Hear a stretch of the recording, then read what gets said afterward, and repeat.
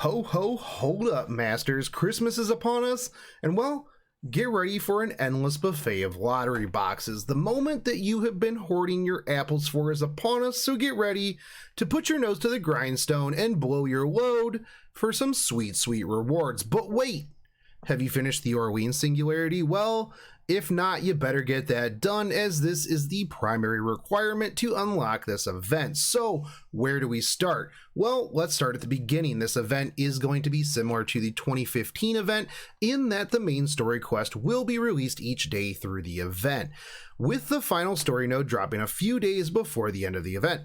You will be picking up 4 different shop currencies this time around: Bûche de Noël, Fruitcake, Shortcake, and my favorite, Cheesecake. On top of that, you will be farming socks again this year, but this time they're miracle socks. These ones are white and cute. Now you might be saying, dang, that's a lot of stuff to farm, but should be pretty easy. Just farm some cakes and a bunch of boosh. Well, if only it were that easy. If you're looking to get that bunch of boosh, you are going to need to look towards the lottery boxes because, well, that's where they come from. Now, this is a downside for sure, but the upside is you only need 50 to clear the boosh shop. 10 hearts, 10 scales, 10 roots, and 4 copies of Jalter Lily. So at the minimum, you will need to clear 5 boxes to get your permanent Jalter Lily. And if you are looking to clear the whole thing, you're going to need to rock out at the minimum 10 boxes, which really, you should be doing that and more, but we will get into the lottery shortly. So we have to farm some cake, fruit, short, and cheesecakes. And well, like all events, you have some CEs that are going to help this out. Serene Moment is going to be increasing your fruitcake drops, and honestly, this is a pretty decent CE. 10% arts and quick increase, along with 10% NP gain, popping up to 15% across the board when limit broken. This is going to be great for those servants with 2 quick 2 arts decks when it comes to both damage as well as NP gain.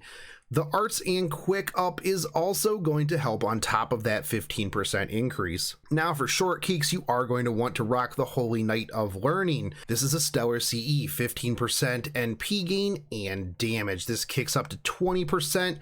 This will be great for NP spamming until we get the cute Orangette with the Valentine's event next year. Last but not least is Saint's Invitation, and well, this is your typical 3-star event CE.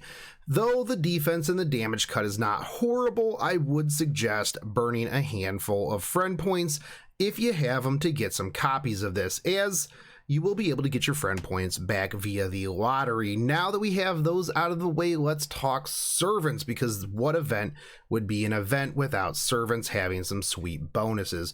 Want to farm fruitcakes faster? You're going to want to bring Amakusa, Ishtar, and Jalter Lily. Running Emiya John and Edgy John will pump up those shortcake numbers. Looking to amass a metric pile of cheesecake and open your own cheesecake factory? Well, Toda Asteros, Matahari, Ushi, Leonidas, Castor Giles, Kid Gilmash, Fuma, and Cursed Arm Hassan are going to be serving up some extra slices of cheesecake just for you.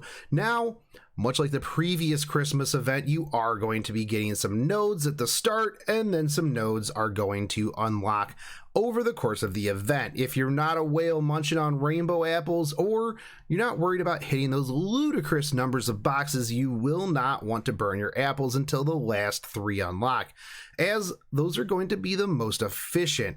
If you are planning on farming cheesecake, you are going to want to be knocking out the 10 AP quest. The nice thing is this will also be dropping seeds and horseshoes, because who doesn't need seeds and horseshoes? After that, the 40 AP level 70 node unlocks, and you will want to move to that node. The nice thing about that node is Feathers and Bloods.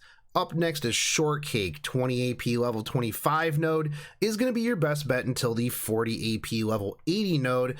The 20 AP one is going to be dropping seeds and horseshoes yet again, with the level 80 node dropping chains and lamps, which is pretty choice, to be honest, because really, who can't use more chains?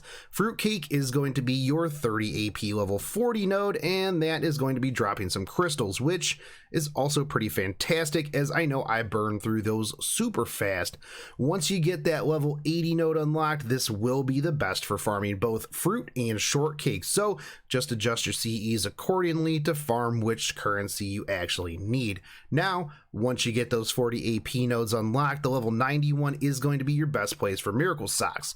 This will also drop seeds, horseshoes, claws, and crystals, so once this pops open, this is going to be your go-to, as I am sure you will have the shops cleared by that time, so get on it.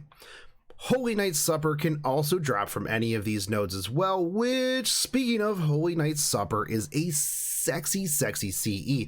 This is going to be a 50% starting NP with 15% crit and NP damage. This just smells of, hey, you should put this on Jalter. Not only that, but this is also going to be increasing those socks drops. These will be your absolute first pickup from the store. Now, you will want to make sure that you're waiting till you have around 7 or 8 of these to max limit break your first one. If you max limit break at 7, this will leave you at a net sock bonus of -1. However, it will definitely help increase your speed. The nice thing about this CE is that it is really good for your main damage dealers, providing 50% NP along with damage focus buffs. This means that even if you are running this over things like a K-scope or imaginary element, you are still starting at 50% and doing good damage. So what should you bring to these nodes? The first days are going to be a bit easy as you plow through the 10, 20, and 30 AP quests. For the 10 AP node, you are going to want to run a caster, as the boss is going to be Carmilla with only about 26,000 hit points though, so just about anyone decently leveled will do. This node is going to be nice and quick as well, seeing as though it's only 2 waves and then you're done. For the 20 AP node, you are going to have nothing but casters, so bringing riders is going to be your best bet. Good thing we just picked up that Santa Saber altar to clear out this node. For the 30 AP node, you are looking at a mix of riders, zerkers, and casters, so bringing an assassin would be solid, seeing as the first 2 waves are typically riders, but to be honest, if you have some berserkers, I would probably bring those with a strong rider to bring down Tamamo in the last wave. This should be fairly easy and will likely be the node that you will be farming until the 40 AP nodes are unlocked. This will be the best nodes for socks during this time frame, but I will likely use this time to clear out the shop so that I can focus on nothing but socks later. So the 40 AP nodes open, and well, what do you do now? Well, you're gonna get some wrenches thrown into your easy peasy farming. Your cheesecake farming node is going to be archers for the first 2 waves, and then only insert a saber. I would suggest a suicide or rash on your first turn with a swap into a lancer to take down that 60k gazer. Do make sure that you have a strong saber at the ready to swap in, or hopefully keep alive till the boss wave to drop that 130k Lancer Artoria Altar and the 96k Saber Lily. For your shortcake and fruitcake nodes, this one is going to be a bit easier. You have some berserkers in the first and second wave with a 77k Efreet. Bringing a rider like Ozzy can drop this Efreet very easy, as well as charge up the NPs of your Lancers that you're going to use to drop Gilgamesh and his kid counterpart on the last wave. You will want to drop them fast, as they both have 3-turn NPs, and Kid Gil can turn on that charm and lock down one of your servants. Karna will actually shine here, as not only is he AoE, but the extra damage against Divine will make short work of these two, since they are, well, both Divine. For the sock node, well, the nice thing is this is actually fairly straightforward and simple. This is going to be a great node for assassins, so if you picked up Cleo, well, I'm jealous. The first node is going to be some riders, archers, and zerkers, but that isn't important. I would bring a Suicide Stella to clear out your first wave. After that, you will have a single 80k dragon. This should be able to be brought down very easily if you were lucky enough to pick up a solid single target assassin such as Shigi or Jack. Once you get to the main show, you're up against Caesar, Asteros, and Santa Altar, 98k, 65k, and 161k respectively. Now, this is going to be a bit tough. If you you do have Cleo or Shuten, this will make things a bit easier as you can AoE each of them down together. Asteros should drop pretty quick, and a Shuten plus Cleo NP barrage should drop the other two fairly quickly as well. Carmilla and Jack are also great on these bosses as well. Their NPs doing extra damage to females will help bring down that beefy Santa altar. Now, with all of that out of the way, what are we getting from the shop and the lottery? So much stuff. When it comes to these cheesecakes, you are going to have access to some seashells, seeds, hero proofs, and the standard foes.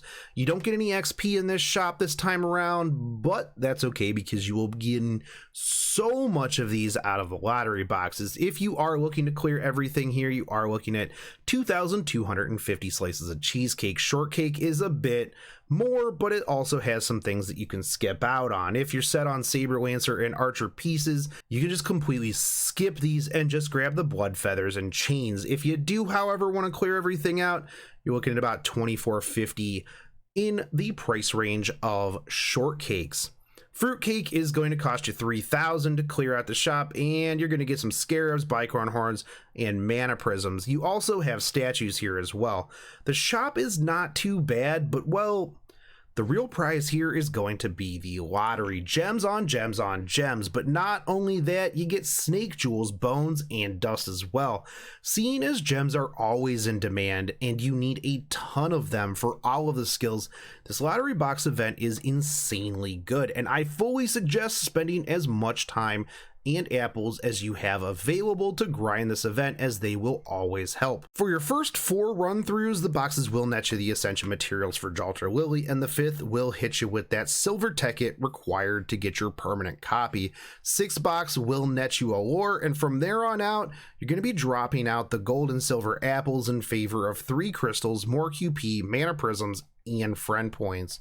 So, Masters, get ready to chow down, because this Holy Night Supper, you got a heaping help of apples to dig into. So let me know down in the comments what you are most excited for Santa to be dropping off in your stocking. I would like to take this time to thank all of the Patreons who help make this channel possible. You guys are fantastic. If you would like to join them, there is a link down in the description below. Sign up for whatever tier you are comfortable, and I definitely appreciate it. But if you would like to just support the channel, make sure you hit that subscribe button, smash that bell notification, drop me a like and a comment, and I will catch you next time. Take it easy, Masters. Peace.